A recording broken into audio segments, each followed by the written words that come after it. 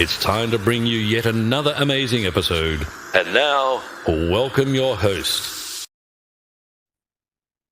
Good to have you online, Walid from Omobola Stephen. This is your host, Omobola Stephen. Online, Walid, we like to explore topics on the self-improvement and personal development, offering disruptive mindset conversation, yet constructive in nature with expert and professionals who are hard in these topics. We realize the importance of embracing personal development and self-improvement along the course of our lives. Although it's a lifelong process, we must embrace. But I tell you, in order for us to move from where we are to where we need to be, having a really transformed mindset, we need to personally develop ourselves and self-improve ourselves along the course of our lives. This is the mission and the focus of Life Really by Omobola Stephen, focusing on what is truly important and shining more light on what is truly inside of us and how we can bring it to the fore, harnessing and maximizing it. And at the end of the day, having a fulfilling and worthwhile life that we are truly meant to have in the side of eternity. Today, I have Erin Andrea Craske, who is a business and leadership success coach and also an award-winning strategist.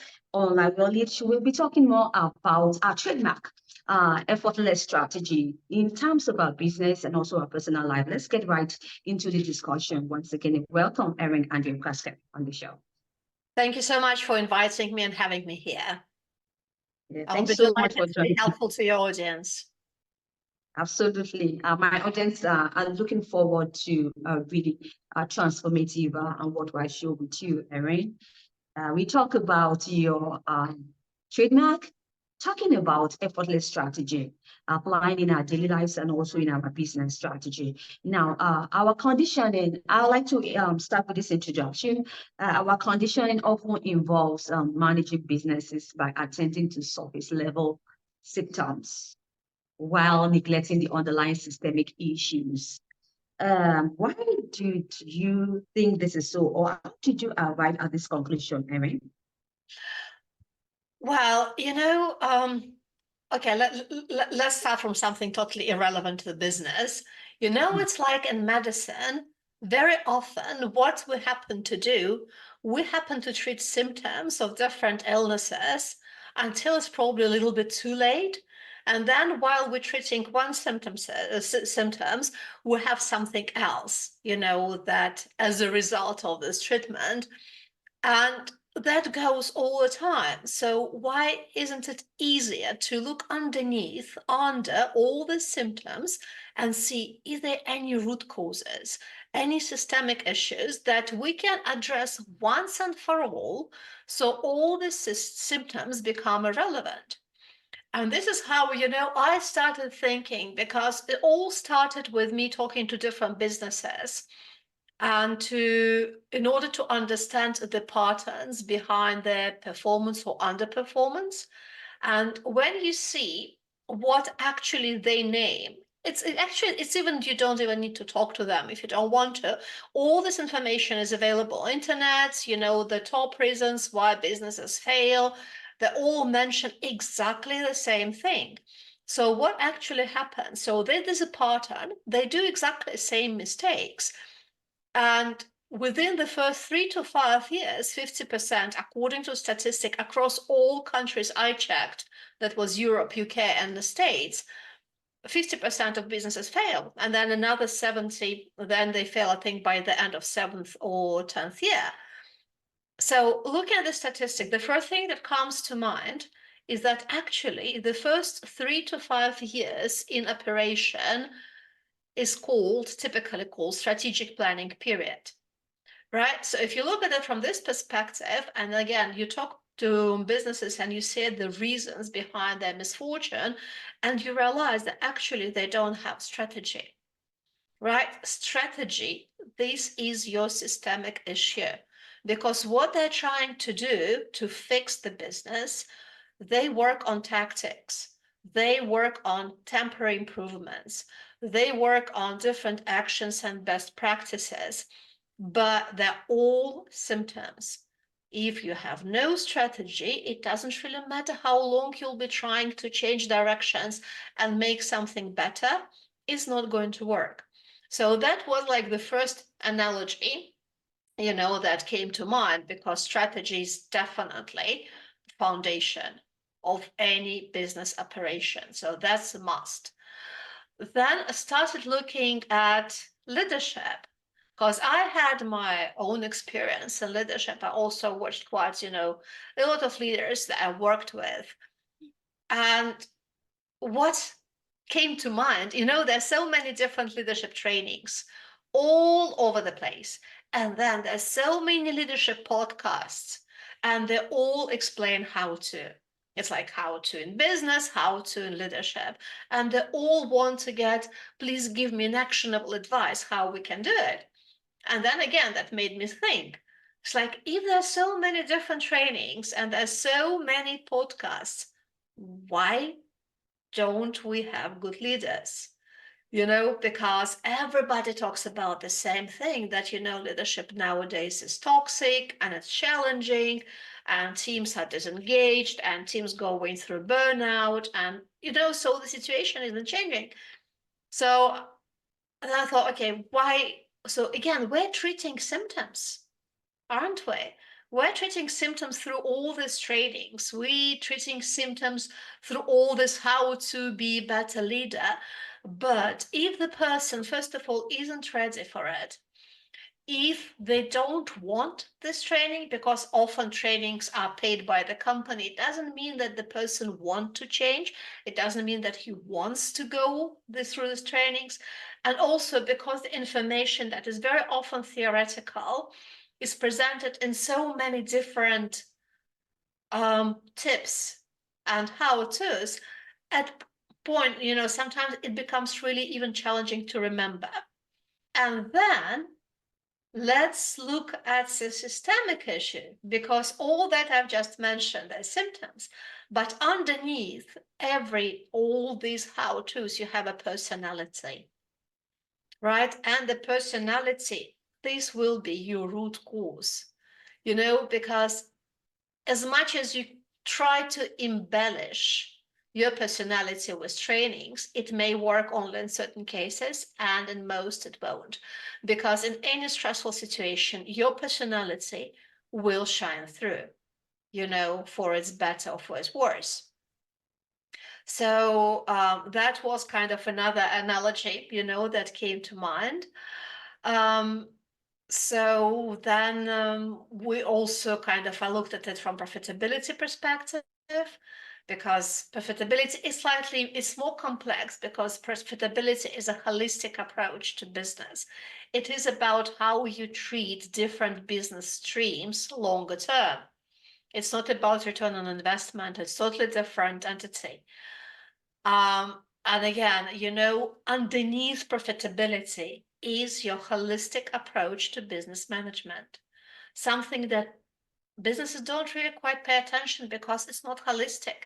We need to fix here, we need to shower there, we need to improve this way, we need to make it straight. It doesn't really matter, but it's not holistic daily improvement. It's always often firefighting, trying to fix something that isn't working, right? And that is not the profitability path. That is a path to struggle, to stress, and to burnout, and to disengagement. This is what it is. So I just, looking at everything and looking at the state of affairs, I thought that what we're trying to do is like having a storm, like storm raging on the level, on the earth level. And then underneath, you have this depth, quiet, tranquil depth of water. And this is your systemic thing. So it doesn't really matter what we're raging, what we're trying to do on top, on the surface. It just creates more stormy weather, more stormy waves. But if you go underneath, and you will see this quiet depth, this is where you can fix, so you have no storms anymore. So that's how, I came with this analogy. All right, brilliant explanation you have there, Erin. So let's talk about effortless leadership approach. We focus on effortless because that's your trademark. Why should we go beyond authenticity into our true selves and combining freedom and meaning? Now, talking about leadership, can you shed more light on this? about leadership.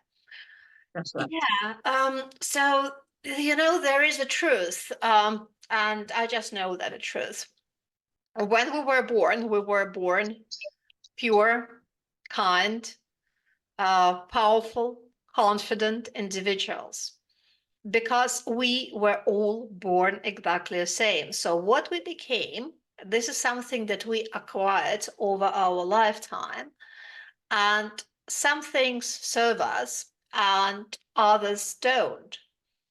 So when we become leaders, we are not any longer ourselves as we were born to be, but we ourselves covered into this volcanic ash, of what we acquire, just layers after layers after layers. And we believe that this is who we are, which is not true, because who we are is underneath everything that we acquired. And when you look at leadership, everybody, well, people talk about authentic leadership, but authentic leadership, it means that you do good things. It means that you come with empathy, and it means that you are faithful to your values. But your values are relevant to the person you are at the moment. And what if you go underneath everything that doesn't serve you and become the person that you were meant to be when you were born?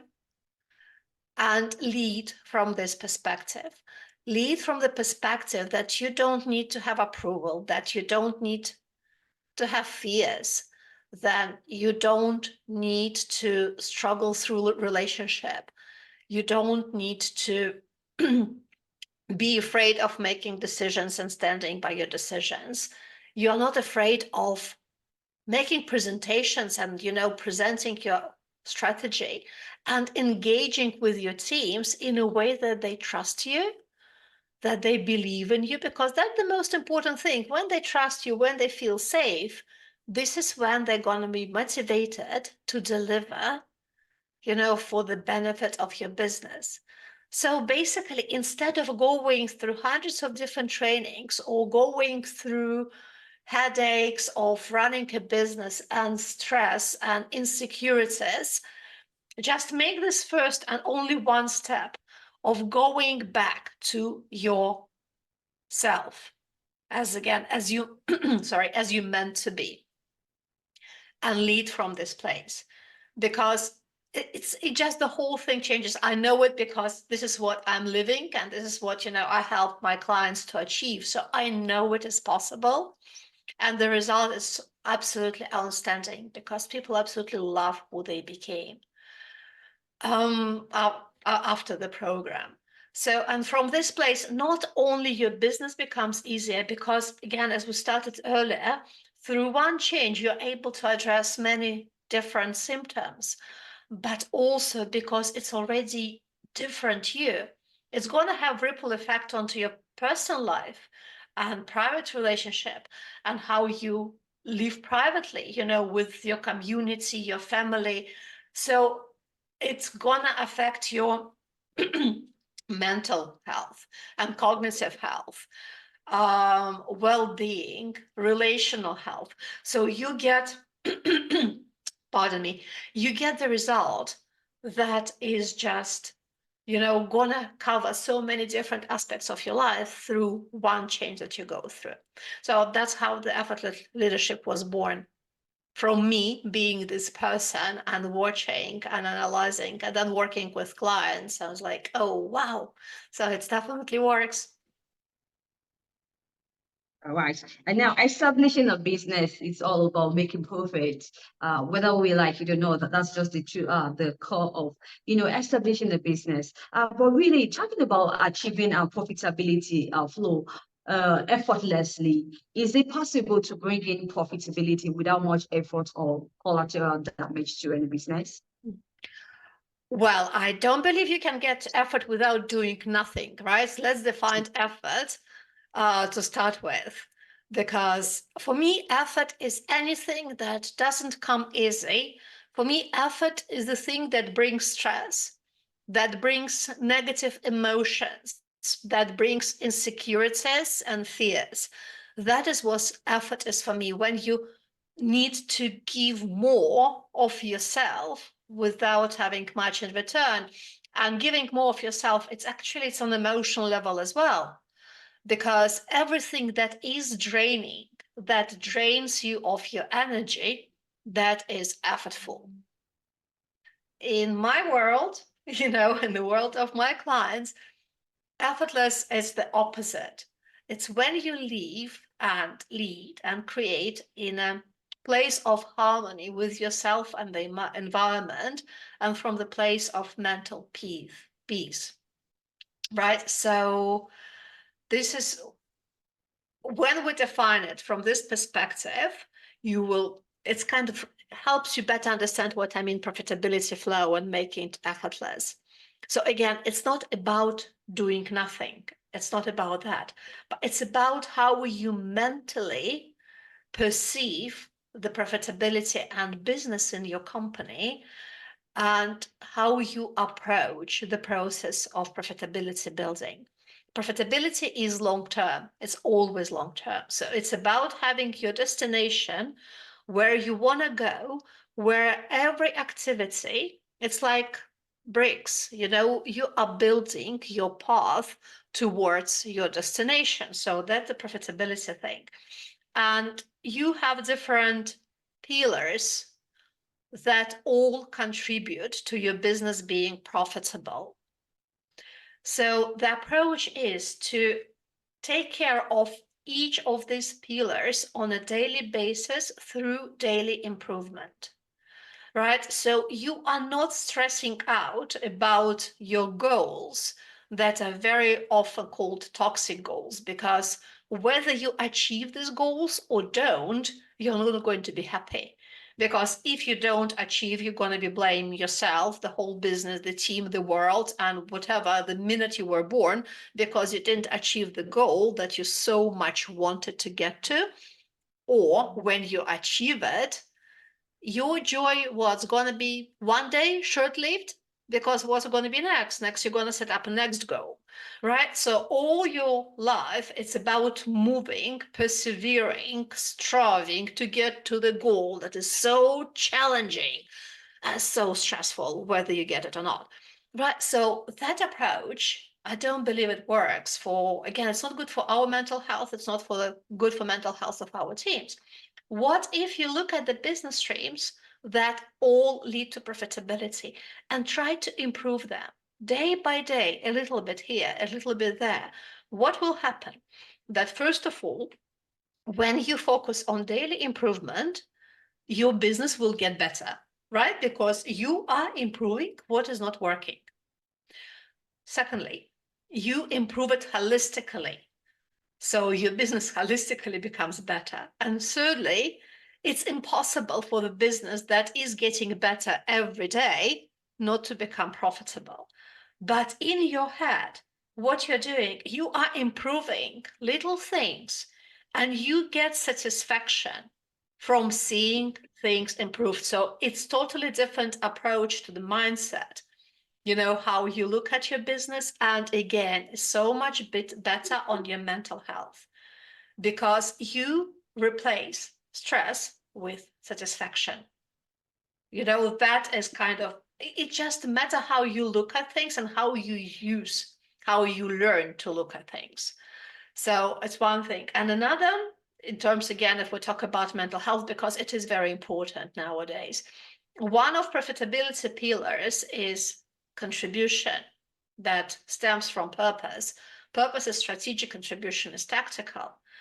Contribution and purpose, they bring resilience, they bring motivation, they bring engagement, they bring right people joining the company, they bring right team morale.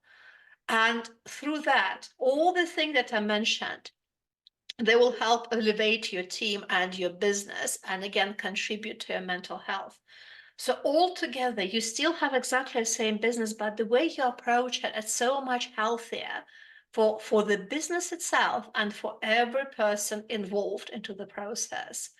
And through that, you get to profitability. So it's just a matter of looking when I coach clients, we're looking at all these profitability pillars and seeing what can be improved, how they can improve it without, again, stressing out or without depleting resources, because everything should be realistic.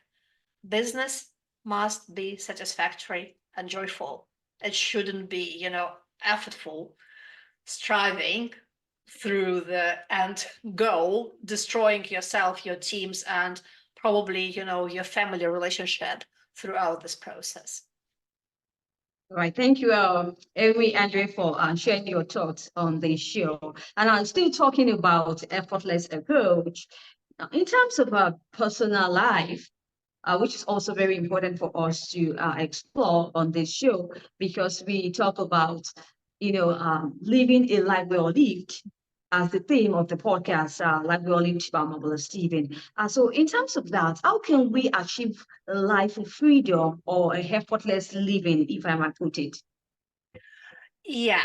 Okay. Thank you very much for asking, because as much as I would like it to be how-to, again, with how-to, I'm not really, they're not my friends. How-to is good when you know why, but how-tos are not a replacement for why. So this is why I'm kind of focusing on deeper reasons.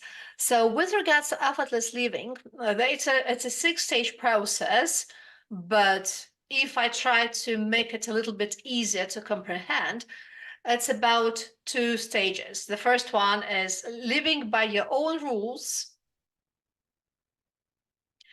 and the second one, living effortlessly. So living by your own rules, it's about authenticity. It's about the stage that we discussed when we talk about leadership, right? And then it was a little bit more leadership focused. Here, it's about yourself, how you see yourself as your self-concept, how you define yourself, how you define your identity. How does it look in comparison to where you would like to be? Where is this definition of identity coming from? Does it work for you? What doesn't work? So you look at yourself, how you perceive yourself, because very often how we perceive ourselves, it actually impacts our behavior. So when you can rewrite your story or reshape your self-concept, or like in my case, dissolve your identity completely. I don't believe I can do it because it's not sometimes up to human, decision, the identity dissolution thing. But so moving slightly in this direction, you free yourself for everything that doesn't serve you. And from this place, you can start living by your own rules, providing that you have meaning why you're living for, because otherwise it becomes aimless and it doesn't serve us. It's challenging. I've been in a situation where I was aimless and it didn't end with anything good. So something that I wouldn't recommend to anybody. We need to know why we're here, because it helps to get through life that is often not easy, to say lightly. So that's the first thing. You become yourself. And the second step, you train your mind on how not to get back to all those things that we've just shared, everything that we removed, how to stay in this place of pure authenticity. Because everything that we go through comes from our thinking. And our thinking comes from our thoughts, and thoughts come from our conditioning. So we eliminate conditioning through the stage of living by your own rules, of freedom to be yourself, right? And then we move to the stage freedom to create. And freedom to create, this is opportunity to achieve whatever you want to achieve, but from the place of peace and harmony, in being in comfort with yourself and the world around you. And yes, it includes certain exercises and practices to be able to keep your mind at peace and keep it empty. But that's going to mean that your transformation is complete. And it's not one-off exercise. The transformation is one-off process, but then it's for the rest of your life. So that is as sustainable change as it can be. Erin, my audience will be excited to help any important information that is going to be beneficial to them. Do you have any exciting news you'd like to share? Perhaps important information or project in the pipeline? Well, the project they're all same because the programs are well, kind of encompassing, right? So it's difficult, challenging to add or to remove something because the transformation process, when we need to go deep and then we need to resurface. I don't believe they're going to be changing anytime soon. Apart from exciting news or projects, yes, there is a 50% discount running on the book, strategy book. It's about business and brand strategy and covers everything a business person needs to know about strategic marketing in the easiest possible way. It's not academic, it's not scary, so it's quite an easy read with a bit of sarcasm and dry humor and whatever I could allow myself, not to going too much over the border. So yeah, that's another exciting thing that is running at the moment, and I guess that's about it. And being on this Absolutely. wonderful show and sharing all this information with you.